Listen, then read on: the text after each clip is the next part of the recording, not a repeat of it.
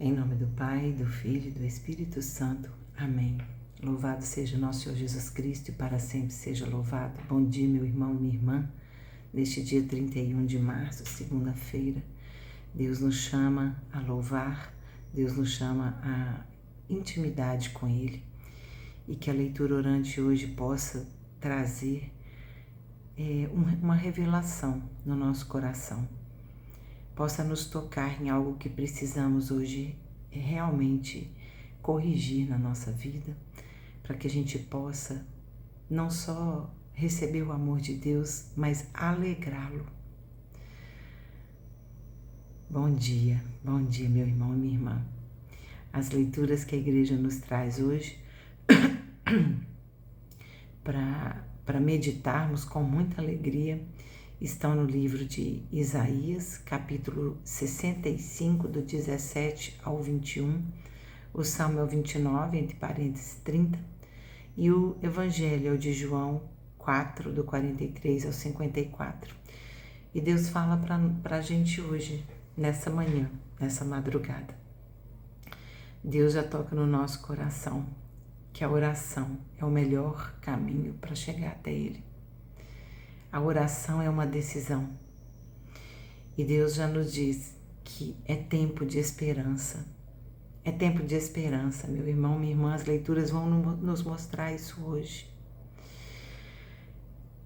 Na primeira leitura, o profeta Isaías, um grande profeta, ele, como a maioria, como todos os profetas, recebe missões tão fortes de Deus, Na verdade, se não tivesse essa missão, não precisaria de levantar um profeta, mas o povo caminhava muito errado. Então Deus precisava suscitar alguém que levasse sua palavra. E ali o profeta Isaías, naquele tempo, ainda ali do exílio na Babilônia, um exílio longo, cerca de 50 anos ali nesse exílio, mas a palavra de Isaías hoje, para aquele contexto, é uma palavra de esperança. É a palavra que Deus manda de esperança para aquele povo. Porque o contexto ali é que eles estavam no exílio da Babilônia já há algum tempo. Eles foram levados de Jerusalém, Jerusalém foi invadida, fortemente invadida, destruída. Templo de Salomão, tudo destruído. Pensa você ver sua terra toda destruída. E mais do que só fisicamente, você vê aquele lugar em que sua vida com Deus era cultivada, E você vê tudo destruído e você é arrancado daquele lugar que você queria estar. Quantas vezes, meu irmão, minha irmã, já fomos arrancados de lugar que nós queríamos estar e muitas vezes levado para onde não queríamos estar. Mas Deus faz disso tudo uma oportunidade de esperança e de crescimento na fé. Só que aquele povo, depois de muito tempo ali, foi se acostumando com os costumes da Babilônia, foram fazendo alianças, foram criando relacionamentos com o povo dali, o povo babilônico, E aí, então, Isaías recebe uma missão, porque eles já estavam estabelecidos. Gente, quantas vezes eu fiquei pensando assim, quantas vezes estamos em pecado e nos acostumamos com ele.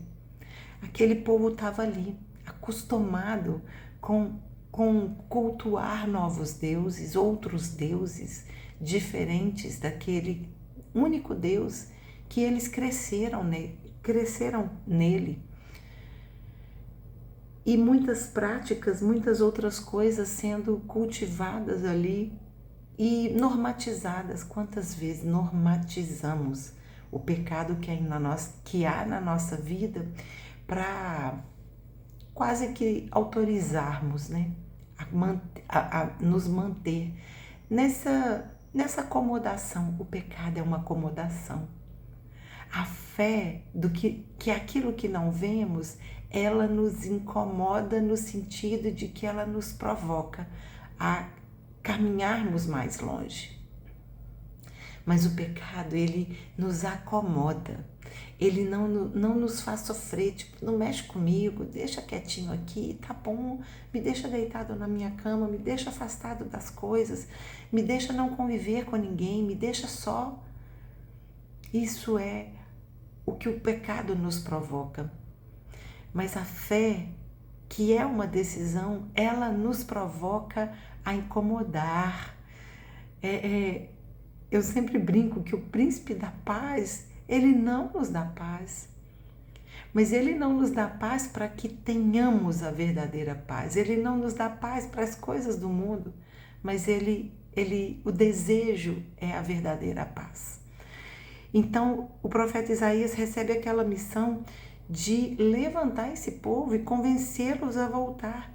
Deus está dizendo assim, e ele manda, Deus fala através do profeta: eu criarei um novo céu, uma nova terra. Olha a nova aliança que Deus está fazendo. Ele está prometendo um novo céu e uma nova terra para que eles possam viver. E ele, olha que bonito, né, que Deus diz: o passado já não será mais lembrado. Olha que lindo, se não é uma sequência da confissão, nos acostumar com o pecado, depois nos incomodarmos com o pecado. Deus nos dizer que vai criar um novo céu e uma nova terra, e o passado não será mais lembrado. Se não é isso que acontece conosco na confissão, nosso passado, ele é plenamente perdoado e não será mais lembrado.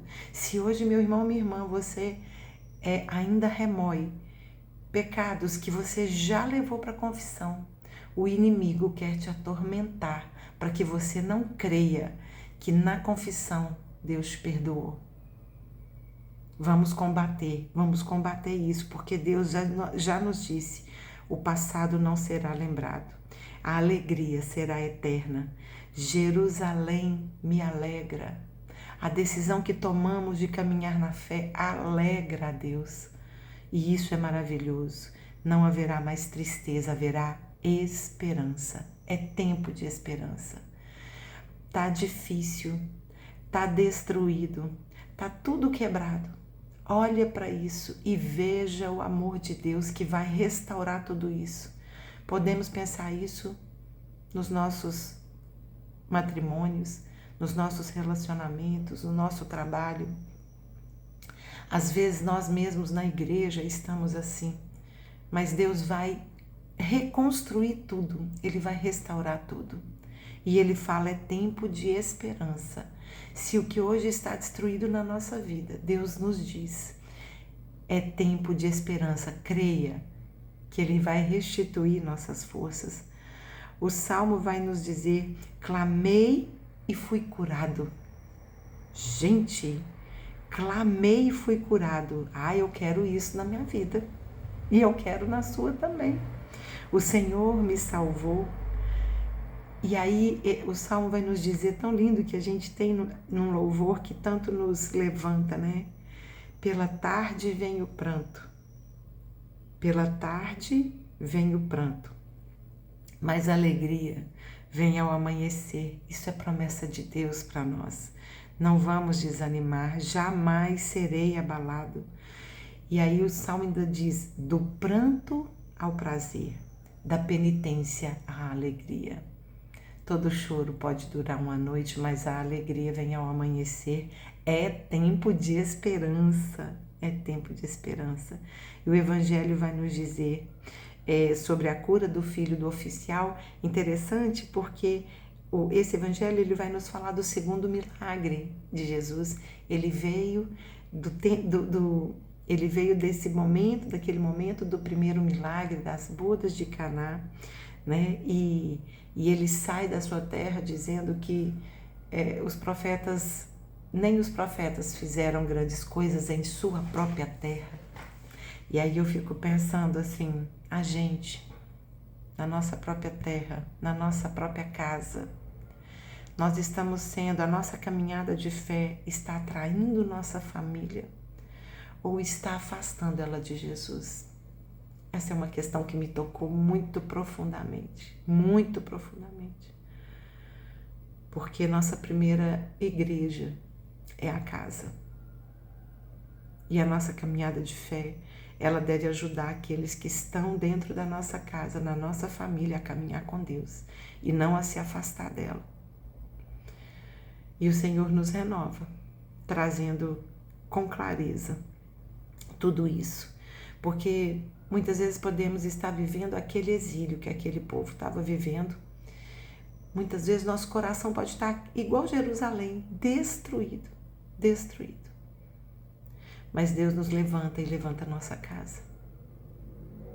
Nós queremos a nova Jerusalém, o novo céu, a nova terra. Queremos, Senhor, nós queremos. Então, voltando ao Evangelho, né, Jesus então vai para Galileia, onde ele é acolhido, não é? E aí um oficial do rei vê Jesus passando e o filho desse oficial estava doente. E ele então vai até Jesus e roga para Jesus, pede a Jesus, desce até minha casa e cura meu filho. Aí Jesus faz uma provocação que muitas vezes a gente acha que é o inimigo que está nos tentando, mas veja, talvez Jesus está permitindo alguma palavra desafiadora para nos provar na fé, para nos forjar a ferro quente ali a nossa fé, moldar conforme a vontade dele. Ele fala assim pro soldado do rei, né? Como ele falava com os apóstolos, né? Se não vir milagres e sinais, não crê? Ali já podia desanimar se aquele homem tivesse fraco na fé. Mas ele acreditava tanto que Jesus era quem o salvaria, ele e a sua família, que ele clama de novo: Jesus, vai até minha casa, desce até lá, cura meu filho. E a persistência dele, como aquela mulher que clama, né, aos pés da mesa as migalhas, esse homem também clama a Jesus ali. E Jesus então diz, mais ou menos como ele disse para a mulher que sangrava por 12 anos: vai, tua fé te curou, vai, teu filho está curado. Pais e mães, dobrem seus joelhos diante de Jesus e clame por teus filhos. Não desistam de clamar a Deus pelos teus filhos. Porque o inimigo vai falar: esquece, isso aí já está perdido. Não está. Não deixe de clamar a Deus pela sua família e pelos teus filhos. Não deixe. E já no meio do caminho, o oficial encontra com os seus servos, dizendo: seu filho foi curado. E quando ele vai conferir a hora que a febre passou, foi a hora que ele esteve com Jesus. E ele então rendeu glórias a Deus por isso. E ali Jesus então operou seu segundo milagre. O primeiro milagre foi uma aliança no casamento. O segundo milagre foi a cura de um filho. Meu Deus, se isso não está nos dizendo que a nossa família é cuidada por Deus, que nós precisamos ter esperança, é isso que Deus nos diz. Os milagres de Jesus vieram nessa ordem. E muitas vezes passamos por provação. Mas vamos lembrar que Deus não é o nosso mordomo. Aquele povo não foi liberto da Babilônia logo que foi cativo. Mais de 50 anos se passaram. E muitas vezes porque nossa graça demora tanto, porque não estamos nos preparando, queremos um Deus mordomo. Queremos um Deus que faça imediatamente tudo o que eu quero. Não. O tempo de esperança nos traz a verdade de que o tempo de Deus é o tempo perfeito. E Ele nos diz hoje, tenha esperança, vai chegar. Tua graça vai chegar, meu irmão, minha irmã. Glória a Deus por essa palavra de hoje. Louvado seja o nosso Senhor Jesus Cristo e para sempre seja louvado. Em nome do Pai, do Filho e do Espírito Santo. Amém. Nossa Senhora de Lourdes, rogai por nós.